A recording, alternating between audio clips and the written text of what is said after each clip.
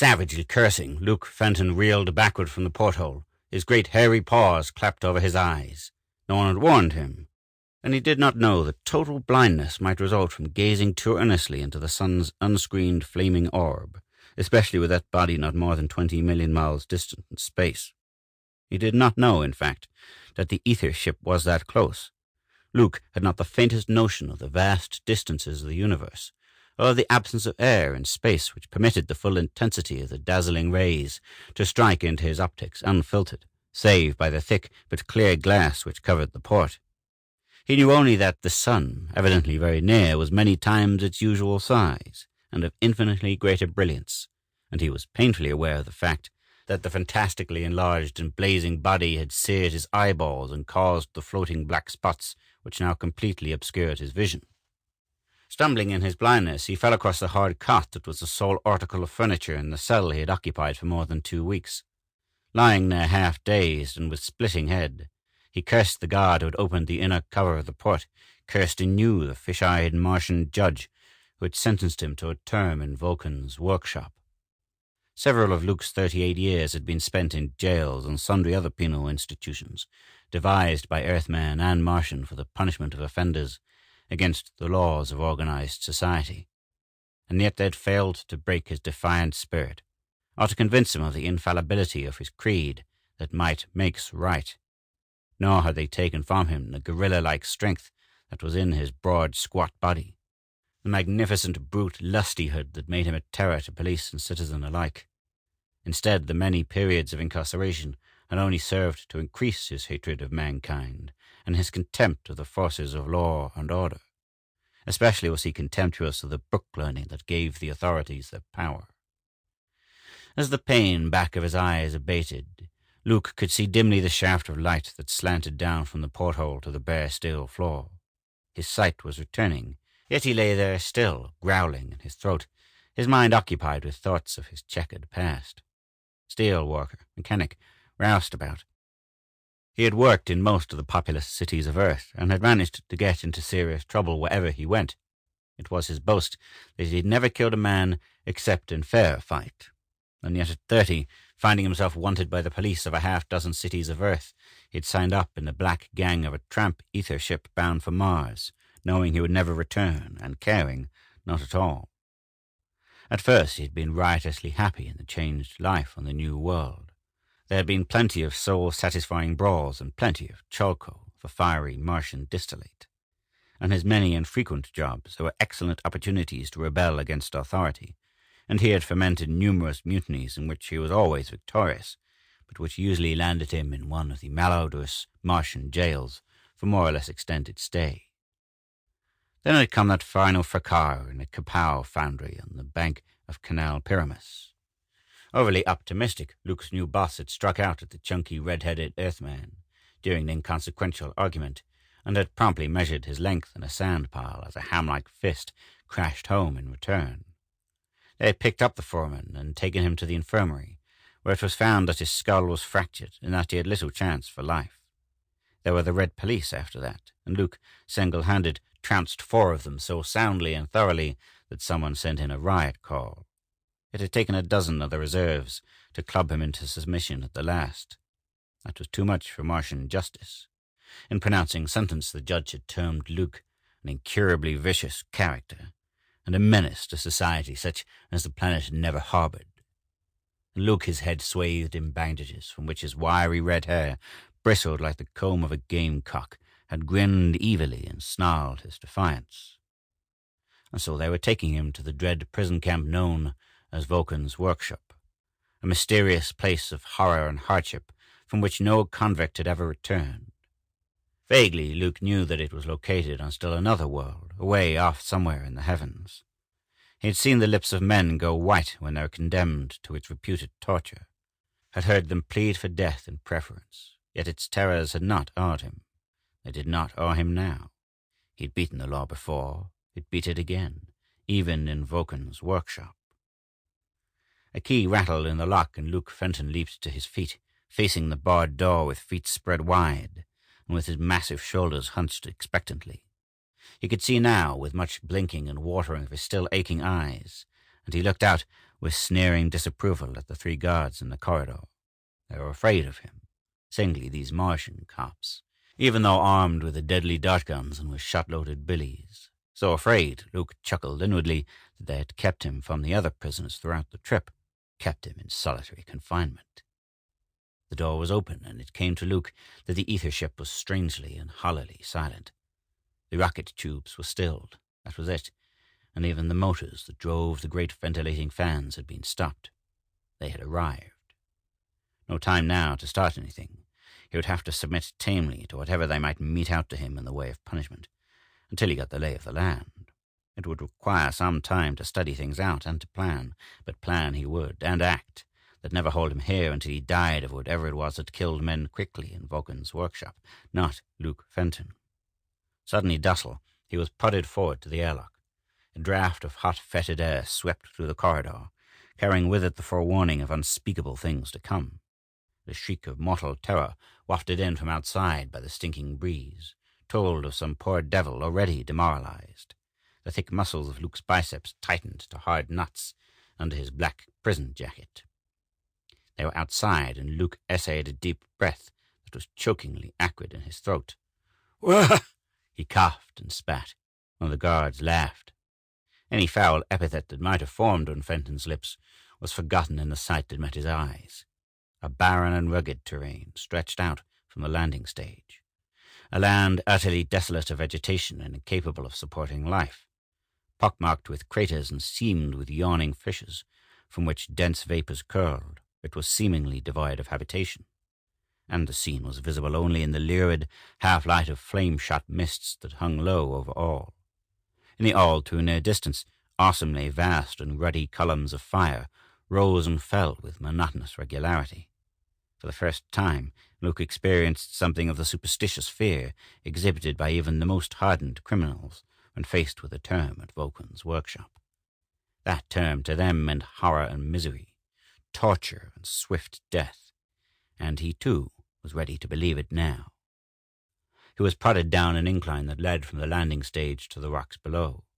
The guards from the ether ship, he saw, remained behind on the platform, and there were new guards awaiting him below. Husky fellows these were, in strange, bulky clothing, and armed with the highest-powered dart guns. The other prisoners from the vessel were already down there, a huddled and frightened mass, a squashed pile almost, silent now and watchful of their jailers. "Come on, show some speed, tough guy," a guard yelled from the foot of the runway. "Think this is a reception?" Another of the guards guffawed hoarsely, and Luke choked back the blasting retort that rose in his throat. Plenty of time yet before he'd be ready to make things hot for those birds. The runway, he observed, was a strip of yielding metal that glowed faintly with an unnatural greenish light. It was nearing its lower end when the siren of the ether ship shrieked, and he heard the clang of the outer door of its airlock as it swung to its seat. Then he stepped out to the smooth stone slab, on which the nearest of the guards was standing. Immediately it was as if a tremendous weight was flung upon him, bearing him down until his knees buckled beneath him. He was rooted to the spot by an enormous force which dragged at his vitals and weighted his limbs to leaden uselessness. With a mighty effort, he raised his head to look up into the grinning yellow face of the guard, and his thick neck muscles were taut, gnarled ridges under the strain. "Damn your hide!" he howled. "It's a trick! I'll break you in two for this, you slob!" His huge biceps tensed and his fists came up, but they came up slowly and ineffectually, ponderous things he could scarcely lift.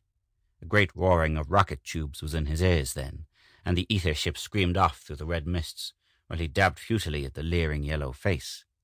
And vile curses rasped from beneath his set teeth at the laughter of the guards. Luke Fenton never had taken the trouble to learn, or he would have known something about this planet Vulcan on which he was a prisoner. As far back as 1859 by Earth chronology, its existence within the orbit of Mercury had been reported by one Lescar-Bult, a French physician, but other astronomers had failed to confirm, in fact, had ridiculed his discovery, and it was not until some years after the establishing of interplanetary travel in the first decade of the 21st century that the body was definitely located. Vulcan, the smallest and innermost of the planets, circles the sun with great rapidity at a mean distance of 20 million miles. Its periods of rotation and revolution are equal, so that it always presents the same face toward the solar system's great center of heat and light, for which reason one side is terrifically hot, the other, that facing into outer space, unbearably cold. There is no life native to the body, and mankind has found it possible to exist only in the narrow belt immediately on the dark side of the Terminator, the line of demarcation between night and day. Here there are the dense vapors, illuminated perpetually by refracted light from the daylight side, and by the internal fires of the planet itself, fires which erupt at regular intervals through many fissures and craters. And it is only under greatest hardship that man can exist even here, what with the noxious gases and the extremes of heat and cold to which his body is subjected. There is no natural source of water or of food, so these essentials must of necessity be conveyed from Mars or Earth by ether ship. In spite of all this, man has persisted in establishing himself on the vapor belt of Vulcan for the sake of wresting from the rock soil its vast deposits of rare oils, and a great number of mining operations are continually in progress. All of these are commercial projects and are worked by adventurous seekers of fortune, save only the Pinot colony known as Vulcan's workshop. But no terrestrial or Martian, however greedy for riches, would dare to remain longer than 2 lunar months, which is the average time limit of human endurance.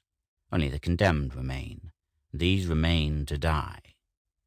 Though hardly more than 200 miles in diameter, Vulcan is possessed of a surface gravity almost 6 times greater than that of Earth. This is due to the planet's core of neutronium, the densest known substance of the universe, a little understood concentration of matter, whose atoms comprise only nuclei from which all negative electrons have been stripped by some stupendous cataclysm of nature. And so it was that Luke Fenton, uninsulated from the tremendous gravity pull when he stepped from the charged metal of the runway, was struggling against his own bodily weight, suddenly increased to more than 1,200 pounds. Doggedly, the Earthman pitted his mighty sinews against the force he could not understand. Here was an intangible thing, yet it was a power that challenged his own brute strength, and he exerted himself to the limit in accepting the challenge. With legs spread wide and with sweat oozing from every pore, he heaved himself erect, straightening knees and spine and standing there firmly on his 2 feet. "He's carrying it," came the husky whisper of a guard. "This bird is tough." Craftily, Luke bared his white, even teeth in a good-humored grin.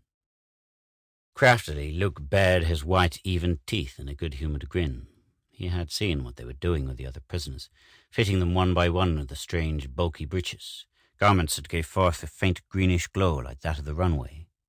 And each of the men, so attired, was enabled somehow to get to his feet easily and walk about, as if unhampered by the force which had flattened him to the rocks, and which still held Luke's straining body in its grip. The yellow-skinned guard, a terrestrial of Asiatic origin, was solemnly engaged now in lacing the slitted legs of a similar garment in Luke's rigid nether limbs. Yet there was no cessation of that awful weight when the thing was done. The guard stepped back and leered wickedly. He had slung his dart gun over his shoulder and now produced a slender black tube, which he leveled at Luke's midsection. "You walk now, Fenton," he snarled. The Earthman rose upward as if he would leave the ground. 2 or 3 inches seemed added to his stature, and his muscles trembled from the sudden release. He stepped a pace forward. Then a light beam flashed forth from the black tube, and Luke sagged down with an astonished oath, squeezed grunting from his throat. The swift renewal of the inexplicable force had caught him off balance, and he dropped ignominiously to his knees. "Ha!" gloated the Oriental. "It is thus that we control the tough ones, Fenton.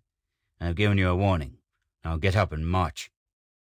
On the last word came blessed release and the return of Luke's strength. He marched, meekly falling in with the file of new prisoners. He even smiled through the red stubble of his beard. But black hatred was in his heart, and renewed determination that he'd get away from this place, somehow, alive. Time would show him the way. Fenton's slow but retentive mind absorbed many things during the succeeding few days. There was neither day nor night in this hellish place, only the flame-lit mists. But they had clocks like those of Earth, and you worked 14 hours on the slope or in the smelter and had the rest of each so-called day of 24 hours in which to eat and sleep. The food was coarse, but there was plenty of it. There was only water to drink, lukewarm, stinking stuff, doled out sparingly in rusty tin cups. and during the sleeping periods you were required to take off the gravity-insulated garments and sleep in huts with insulated floor coverings. The charged floor, of course, allowed you to sleep without being smashed flat on the uncomfortable cots. But they had you safe in these sleeping huts. They took away your clothes. You couldn't even step out of the door without taking on the weight of half a dozen men. The workshop itself was in a vast excavation, from whose slopes a silvery veined ore was being removed. There were the blast furnace and reduction plant on the one side, and the convict's hut and more pretentious houses of the guards on the other, and the choking mists and the lurid flame behind. The stifling heat, Luke learned, too, that every ninth day, with what they called the libration of Vulcan, there came an equal period of raw and biting cold to replace the heat, as bad or worse that would be. There were perhaps 300 prisoners here, Luke guessed, and a guard allotted to each squad of 15 men. Not many guards for so large a number of convicts, but enough. The weird gravity of Vulcan had taken care of that, and the flashlight things they always carried. Queer lights that would instantly neutralize the insulating property of his clothing and render a man helpless. Luke was working high up on the slope, with rock drill and pick. The group to which he had been assigned was composed entirely of new prisoners, mostly white men, but with a few blacks, and one coppery-skinned drylander of Mars. Whimpering, hopeless creatures, all of them, not worth his notice. All day he labored without speaking to any of them, and the quantities of ore he removed gave mute evidence of his tireless vigor. If Kulan, the giant Martian guard, took any notice of it, he gave no sign. During the sleeping period, which they persisted in calling night, things were different. No guards were needed in the escape-proof huts, and there was some surreptitious fraternizing among the prisoners. As long as they made no undue noise, they were left to their own devices. But for the most part they went to sleep heavily and wordlessly as soon as they flung into their bunks, a broken-spirited lot. Luke saw men suffering from some horrible malady that made them cough and scream and bleed from nose and mouth. Old-timers these were, men who had survived for as many as 3 or 4 months. He saw them in their agony, begged the guards for merciful death, heard the brutal laughter of their tormentors. Only when they were no longer able to rise from their bunks were they put out of their misery by one of the singing darts from the senior guard's gun. Novak had it, the malady known as XC. Novak, the scar-faced, yellow-fanged rat who occupied the bunk beneath Luke's and who talked to him in hoarse whispers long after the others had gone to sleep. It was from Novak that Luke was learning, and the knowledge he gained by listening to the doomed man served only to intensify the flame of hate that smoldered deep in his barrel-like chest. After 3 red-lit days of grueling labor and 3 similarly red-lit nights of listening to Novak, he reached the grudging conclusion that escape from this place was impossible. With this conviction there came to him a deeper bitterness and the resolve that he, Luke Fenton, would have his revenge before he went the way of the rest. Perhaps the law had him for keeps this time. It certainly seemed so. But he'd leave his mark on its representatives yet. At inspection preceding the next labor period, Luke began doing things. The prisoners were lined up, and the guards were parading the line, reassigning them to new working squads, which were shifted and rearranged every 3rd day. Kulan, the big Martian, selected Luke. "You, Fenton," he snapped. 10 paces forward." Luke grinned, but made no move. Amazed, the guard stepped closer. "You heard me," he roared. "I'm keeping you in my squad, tough guy." A ripple of astonished comment ran along the line, and the other guards bellowed for silence. Kulan fingered the black tube of his neutro beam, and his broad face was chalky white. Luke advanced 2 paces, still grinning, and he looked up sneeringly into the grim face that was a foot above his own. "That's right, you big ape," he grated. "You ain't man enough to fight the way men fight. Gotta use dart guns or gravity." It was sheer baiting of the big Martian. Fenton was shrewd, and he knew the fellow's kind, quick to resent insult and prouder of their physical size and prowess than of any other possession. He saw the flush that rose to replace the guard's pallor, saw the huge lithe body go tense. Laughing derisively, he completed his 10 paces with leisurely aplomb. Speechless with rage, Kulan stood rigid. Furtive boos and a few hoarse cheers came from somewhere in the long line of convicts, and Luke saw several men flattened to the ground by swift darting neutral beams. And then the head guard came running from the small bastion. "What the hell?" he demanded of Kulan. "Any trouble?" Kulan saluted, and his eyes were narrow slits. "No, sir," he returned stiffly. "No trouble." Eyeing Luke suspiciously, the senior guard grunted, then moved on along the line, and the work of reallotting squads went on. It was exactly as Fenton had expected. This Kulan, ahead over him in stature and broad in proportion, was sure in his mind that he could handle the red-headed Earthman without resort to weapons, and the taunt as to his physical ability had struck home. In some ways that guard would maneuver matters so the encounter could come about. Besides, he would endeavor to keep Luke in his squad, where he would be able to drive him to the utmost. The guards, Novak had said, were on the job only a month when they were replaced by fresh recruits, and their pay was based on the productivity of the squads they commanded. Kulan had seen that the Earthman was a real sapper, worth 3 of the others, and he tried to keep it so. That working period was a highly gratifying one to Luke. With a rankling hatred concentrated and directed at Kulan, he was positively gleeful, and yet he was content to bide his time. He swung his pick and wielded his rock drill with joyful abandon, so that 3 men were kept busy loading the ore he removed. Kulan, he saw with satisfaction, was sullen and watchful, but no word passed between the two, and the Earthman knew he had planted a seed that was bound to sprout and grow until it bore fruit. At the midday mess it happened. The shifting of men had brought Novak in the same squad with Luke, and they came in to sit at the long table together. Kulan eyed them narrowly from the head of the board. "Say," Novak whispered, "you got on a coolie's skin, know it? I want you ragged." "Yes." Luke looked up at the guard, saw he was scowling darkly in the direction, and grinned evilly. "I'll run him, you mean? I'll bust him in 2 if I get my hands on him." "Ain't got a chance, I tell you. I seen a guy once take a poke at a guard, and what they done to him was plenty. With that, the wasted body of Novak bent double, and he dropped to the ground, screaming. Blood gushed from his nostrils. Luke had seen the same thing happen to several others, and he knew what to expect. It was all over for Novak, or nearly over. Kulan came running, and turned the stricken man face up. "It'll last another period," he snarled. "Get up and eat." He yanked Novak to his feet and shook him as he would a sack of meal. The sick man moaned and begged, his head rolling from side to side and his eyes filmed with pain.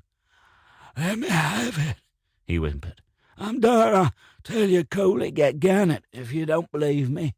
Kulan slapped him heavily with the flat of his massive hand. "You'll walk another period, sewer rat, if I have to prop you up." Then Luke Fenton took a chance. He didn't care particularly for Novak, nor was he overly concerned by what might happen to him, but this gave him an excuse, an opening. He hooked his thick fingers in the collar of Kulan's jacket and twisted until the big Martian loosed Novak and whirled around. Then Luke drove a hard fist to his jaw, a pulled punch so as not to betray his real strength.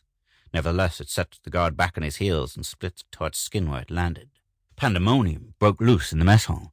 Gannett, the senior guard, came bellowing down the aisle, and the squad guards were on their feet in an instant, neutral tubes and dart guns ready. The uproar of the prisoners died down. Kulan shook his shaggy head and crouched low as he circled the Earthman. Murder was in his heart, and he urged to break this tough guy Fenton with his bare hands. But Gannett was between them. "Hell's bells!" he yelled. "What goes on here?" Then he saw Novak, and heard him. Novak was writhing on the ground, begging for death, and the chief guard's dart gun twanged as its needle-like missile sped forth and drove into the sick man's breast, where it sang its shrill song of vibratory dissolution.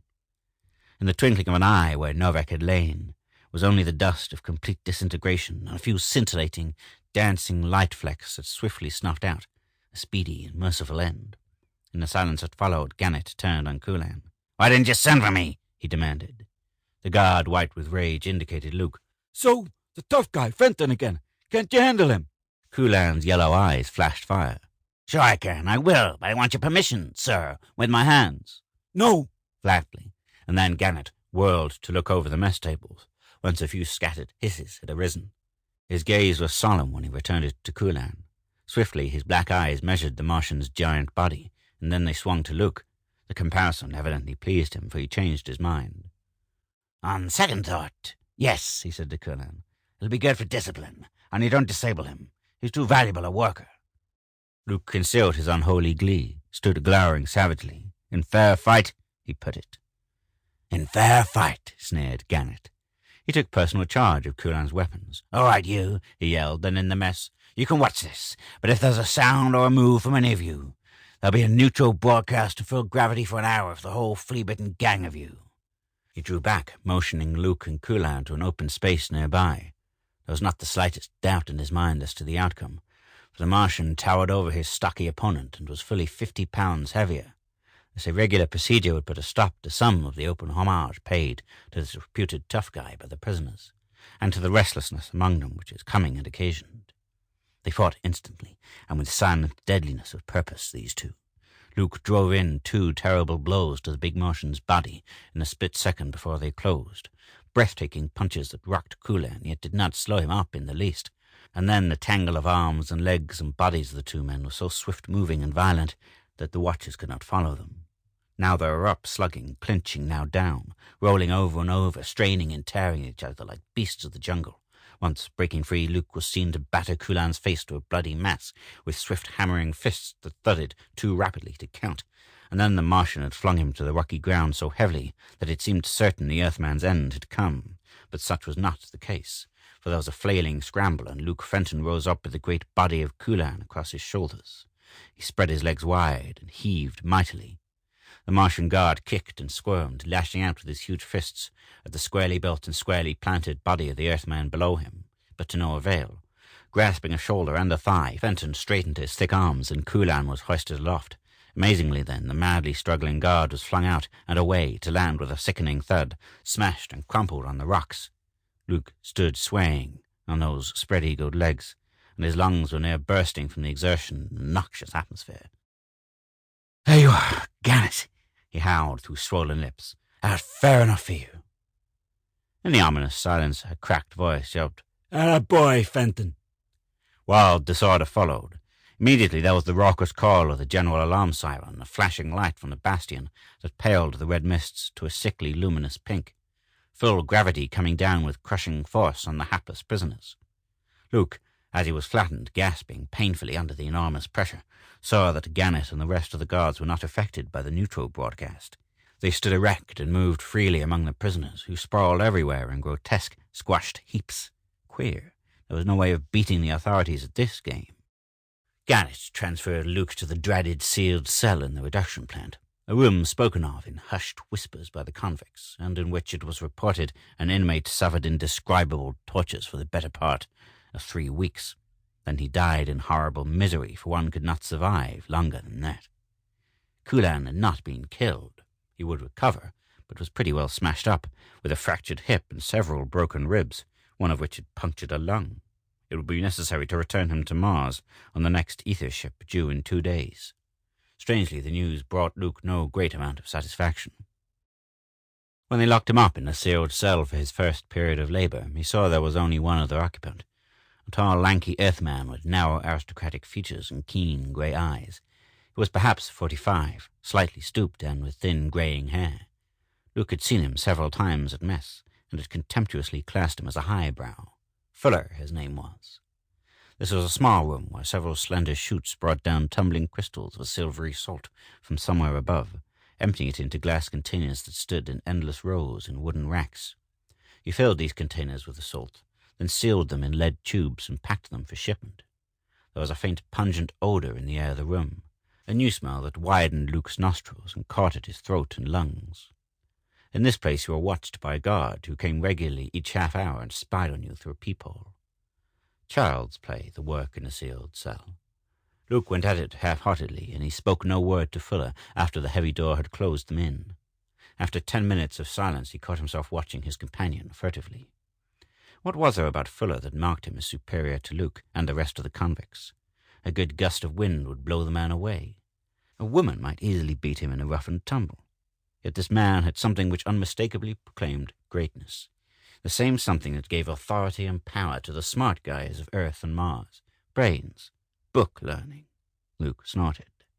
Fuller was looking at him with calmly appraising gaze. Luke scowled darkly, but the keen eyes that measured him did not waver.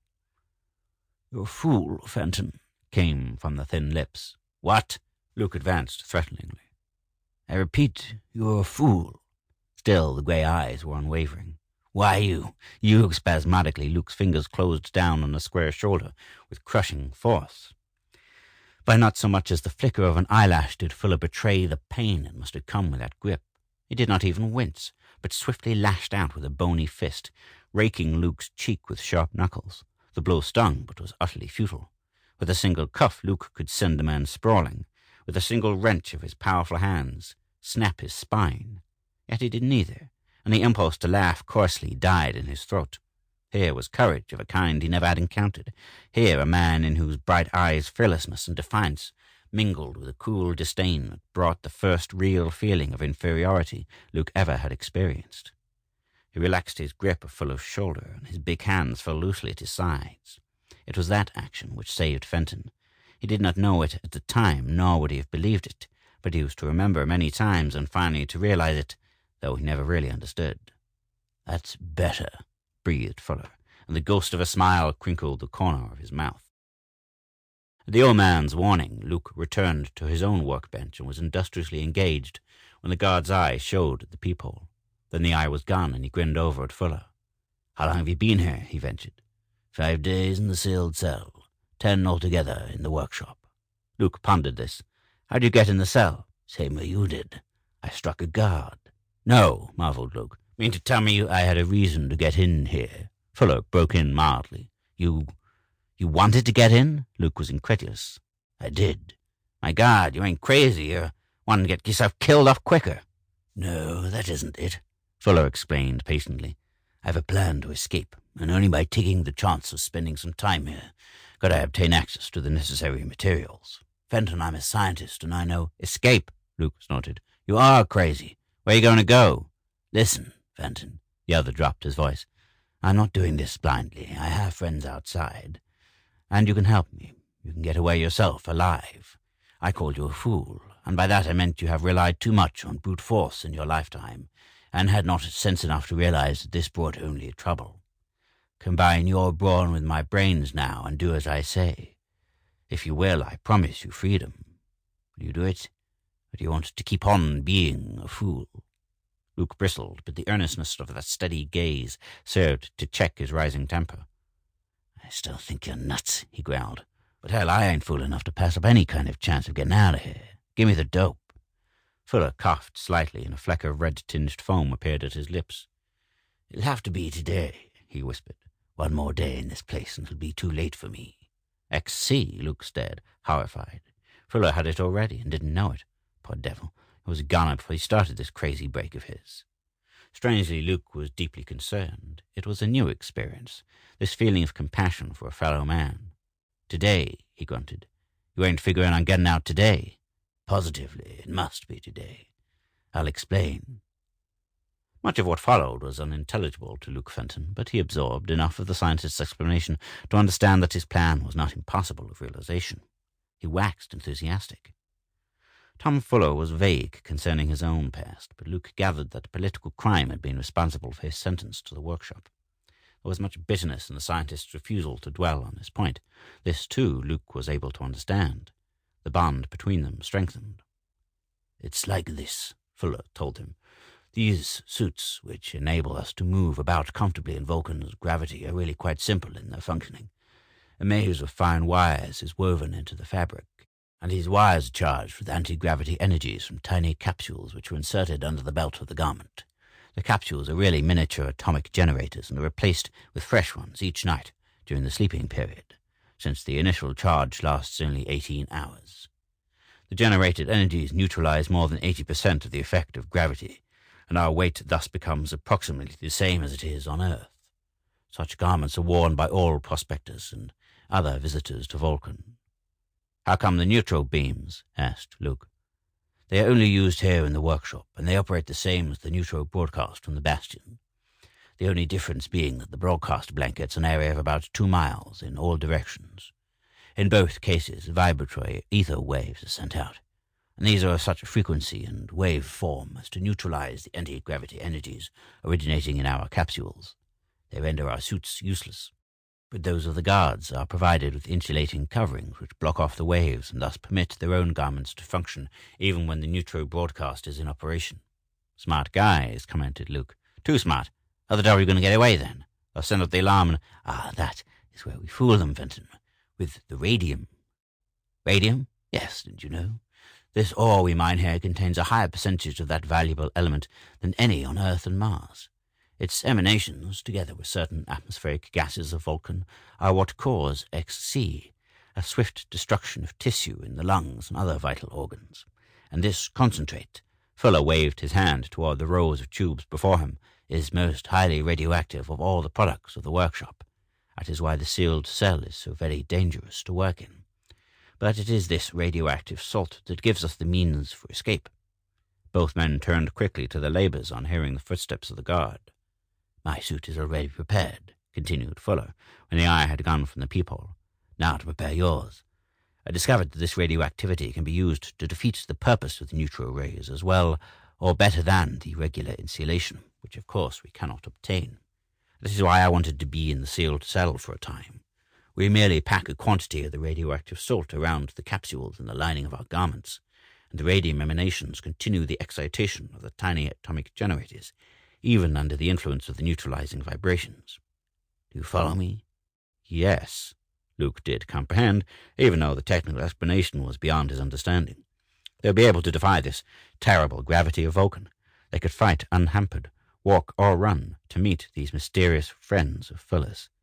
The flashlights in the broadcast would be useless against them. The lanky scientist outlined the further details of his plan in swift whispers, while he worked with the energizing capsule of Luke's garment. Actual escape was surprisingly easy. They waited until the labor period was finished, when Chan Dai, the yellow-skinned guard, came to unlock the door. As agreed, Tom Fuller came out first, and Luke held back, dragging his feet and cursing softly to himself. "What do you say?" the guard snarled. Luke grinned disarmingly. "Nothing," he drawled. Still he hung back, scarcely moving from where he stood just within the door. "Come on, tough guy, a little speed." Chan Dai reached for him. And then Luke was upon him. The neutral beam flashed harmlessly. Luke's big hands moved with lightning swiftness, his left one scooping the guard's dart gun from its shoulder strap, and his right closing on the astonished Oriental's windpipe. It was the work of only an instant to choke him in unconsciousness and lock him in the sealed cell. "Quick, the chute!" hissed Fuller. He dived head-foremost into a rectangular wooden trough that was used for the disposal of the gangu from a crushing mill above. This chute, Fuller had said, led to the outside at the back of the reduction plant. Across the passage, Luke saw a squad of convicts and 2 guards emerging from the lift. Then he plunged down the steeply inclined trough after Fuller. As he slid and tumbled into the darkness, he heard the hoarse shouting of the guards. He landed heavily in the pile of gangu at the base of the chute, then was scrambling and slipping down with an avalanche of the sharp-edged stone. At the bottom he saw that Fuller had already started up the slope of the great pit which enclosed the workshop. Luke darted after him. They were hidden from the bastion by the buildings of the smelter and reduction plant, but the loud yelling of guards back there in the pit gave evidence that word of the escape was being passed along to Gannett. Before they were halfway up the slope, there was the shriek of the alarm siren, and Luke felt his body sag with a sudden increase of weight. Fool that he had been to trust the scrawny scientist. "It's the broadcast," panted Fuller beside him. "There is some effect, of course. You're probably carrying 50 extra pounds. Ha! Luke hoped it would be no worse. Fuller slipped into a narrow crevasse that ran slantwise of the slope and extended upward to the rim of the pit. The going was much easier here, and they made rapid progress towards the top. Suddenly Luke realized that it was growing very cold. There was a bite to the foul air, and moisture from the red mist was frosting his beard. The liberation of the tiny planet and consequent shifting of the Terminator was bringing frigidity to Vulcan's workshop. They came up out of the crevasse at the top of the pit, and Luke could not resist looking back. Every convict in sight was flattened to the ground. They sprawled singly and in heaps, each one a squashed, inert thing that would not move again until the neutral broadcast was discontinued. The guards, confident they would find the escaped prisoners in like condition, were searching the slope below them. Luke raised Chan Dai's dart gun to his shoulder. Fuller struck aside the muzzle of the weapon. "No," he protested. "No unnecessary killing, Fenton. They're completely fooled, and we'll be well on our way before they know the truth." Grumbling, Luke drew back from the rim of the excavation. Up here the ground was fairly level, but there were many fissures and small craters which made the footing precarious. The mists were so dense they could see scarcely 200 feet ahead. "We'll be lost in the vapors when they fully wake up and come out after us," Fuller said. "And look, Fenton, off there to the left are the 3 columns of the fire that mark the rendezvous." They plunged on through the red mist toward the flaming pillars. Those beacons, even though they subsided at regular intervals, quickly reappeared after each cessation, and their brilliance penetrated the mists with ease at this distance of about 2 miles. There was no fear of missing their destination. "Sure your friends will be there?" Luke asked doubtingly. He was beginning to have some misgivings about the matter. The scientist had been anything but explicit as to who these friends were, and the longer his thoughts dwelt upon the things Fuller had told him, the more suspicious he became. Pretty cagey about everything but the actual getting away from the workshop Fuller had been. "Certainly they will. They've been waiting 2 days." Fuller's tone was impatient, and his words came painfully. "You leave that part to me, Fenton," he gasped. There was a fleck of blood at his lips. As the scientist stumbled on through the mists, Luke's doubts increased, and he began to lose his respect for the man's intellect, and for the cunning which had enabled him to outwit the neutralizing energies used by the guards. After all, he was a weak and puny specimen. They all were, the smart guys who held the people of 2 worlds in their power by exercising the knowledge they learned from books. And this one had failed even in that. Whatever he might have been, he had run afoul of the law himself, and was already a doomed man. Tricks! This trick of Fuller's had gotten them away, but of what use was it without the brute force necessary to carry on to a successful end? The brawn Tom had spoken of so slightingly was what they needed from this time on, and nothing else would save them. Luke had that brawn. Fuller did not. The scientist slipped and nearly lost his balance at the edge of a fissure, but Luke made no move to help him. It was every man for himself at this stage of the game. Increasing difficulty came with every step. Now they were sliding and rolling into a deep crater, now scrambling up its steep slides with hands torn and bodies bruised by the jagged boulders. A yawning crevasse opened before them, and they were forced to skirt its edge for fully a half-mile in the wrong direction before they found a crossing. And the cold was unbelievably intense. Numbed and silent, their eyes half blinded and lungs seared by the frosty air, they struggled on toward the 3 pillars of flame. And still Tom Fuller carried on, though Luke was now in the lead.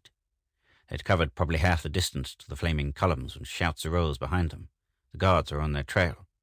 "Can't find us," Fuller panted. "The mists."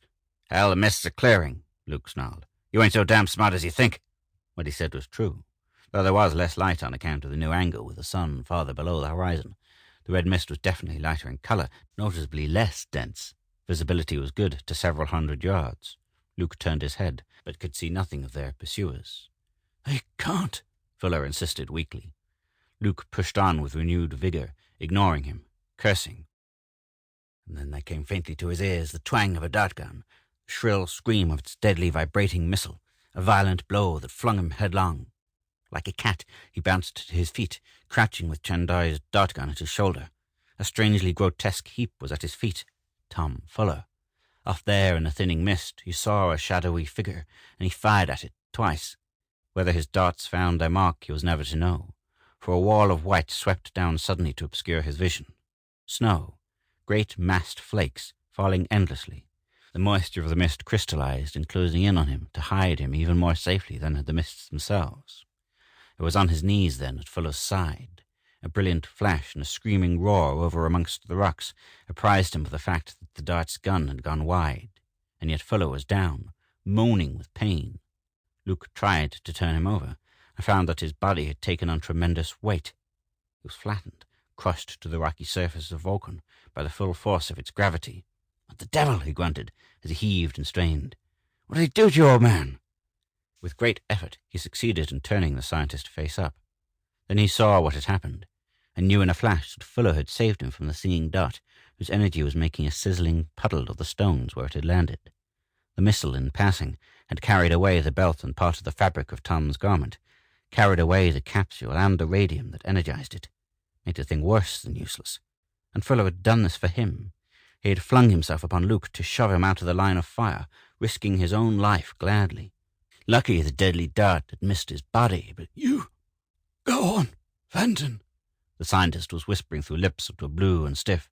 "Leave me here. I'm licked, but you can carry on the work. Go to my friends and tell them everything. Tell them what you saw back there. Tell them—" "Shut up," Luke's words were softly growled. There was a new and utterly unaccountable huskiness in his voice as he straddled the prone body and locked his strong fingers underneath. "You ain't gonna be left behind," he grunted. "We're going on, brother. Together." His back straightened, and Fuller was swung clear of the ground. His huge biceps tensed, and the scrawny scientist was in the air, up and above the bowed head, then let down gently to rest across the broad shoulders of Luke Fenton. Fuller hung there, bent double by the immense weight of him, crushed to painful contact with the taut muscles that carried the strain. On Earth, Fuller might have tipped the scales at a scant 130 pounds.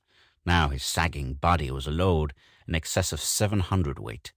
With that load upon him, and glorying in the effort it cost, Luke staggered on toward the triple red glow, which, even in the blinding whiteness of the snowfall, marked the location of the columns of fire. That all failing had left his limbs in the deep, biting cold meant nothing. That his lungs were near bursting under the terrific strain meant even less. Luke Fenton had found a man, one he would fight for, not against. Miraculously, he had found himself. After that, there was a blur of interminable torture. Reeling and stumbling, his leg and back muscles shot through with stabbing pain. As the frost worked slowly upward, Luke plodded doggedly ahead. An occasional shout came from far behind. The guards still searched the rocky plateau. Across his great shoulders, Luke's burden was a dead weight of corpse-like rigidity and stillness. Yet Luke clung to it tenaciously, disposing the drooping leaden limbs as comfortably as possible by the judicious spreading of his own brawny arms. Fuller, he was sure, had not long to live in any event. XC had already progressed to such a point that it was hardly possible he could recover. And yet these smart guys Luke always had detested, the doctors and surgeons and such, they might be able to do something for the poor devil. Anyway, he determined he'd get the scientist to his friends dead or alive, and he'd see to it that they treated him right.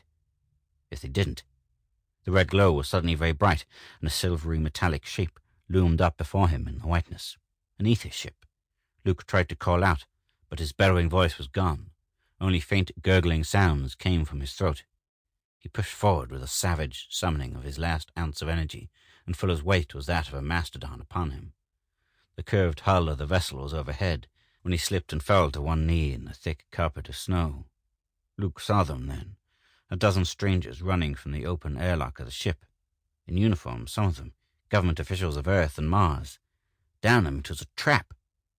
Knowing vaguely that they surrounded him, he let Fuller slip from his shoulders and lowered him gently to the snow. Lurching to his feet, he stood swaying above the scientist's body, ready to defend the helpless man against any who came to take him. Defiant curses died in his paralyzed throat as darkness swooped down to blot out all consciousness. His steel-sinewed body, beaten at last, slumped protectingly over the lanky form of his newfound friend. When Luke next saw the light, he stared long and hard at immaculate white walls and ceiling that shut him in. A gentle purring was in his ears, and he knew he was in an ether ship that was under way. He lay weak and helpless beneath snowy covers on an iron hospital bed. There were voices in the room, hushed, awed voices, and Luke moved his head painfully to stare across the room. Fuller, he saw, was stretched on another cot, pale and still, and a white-clad nurse was there, bending over him, talking softly to a doctor. The words that passed between them brought enlightenment to Luke, and more. They brought a new elation and understanding and hope. When the doctor and nurse had left, Luke lay for a long time with his thoughts. There was a man, Tom Fuller, unafraid. As an agent of a special governmental committee investigating prison conditions, he had volunteered to get the evidence on Vulcan's workshop. And he had done it, even though it was almost certain that his own life was to be the price.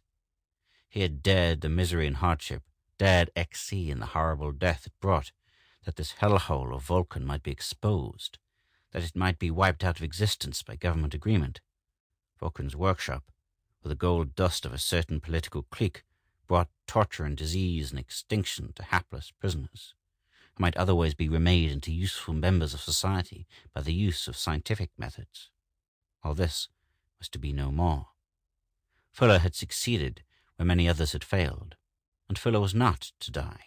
Only one of his lungs had been affected by XC, and this not too extensively to respond to treatment. Many months of careful attendance would be required, and many more months of convalescence. But Fuller, they were sure, would live. Luke gloated. From what he had heard, Luke gathered that there was to be no trouble about his own pardon. Oddly enough, this gave him no satisfaction. Something had happened to him, inside. For the first time he realized his debt to society, and would have preferred that just sentence be carried out upon him. But not in that place. Not in Vulcan's workshop. Luke shuddered. And lying there, he swore a mighty oath that the remainder of his life was to be devoted to entirely different pursuits. It was not too late to face about, not too late to learn. If Fuller would help him, he would learn.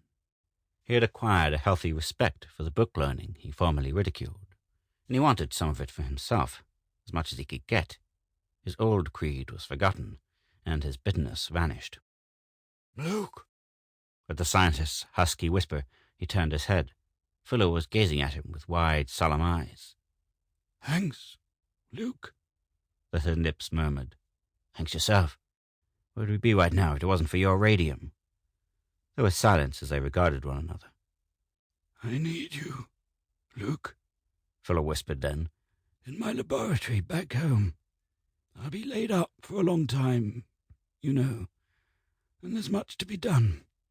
Your brawn and my brain will both profit. What do you say to that, Fenton? Will you do it? Luke grinned. Will I? Just watch me. Then with a queer lump choking him, Luke looked away. He could think of no words to suit the occasion. He couldn't think at all, somehow. Blissfully, he fell asleep.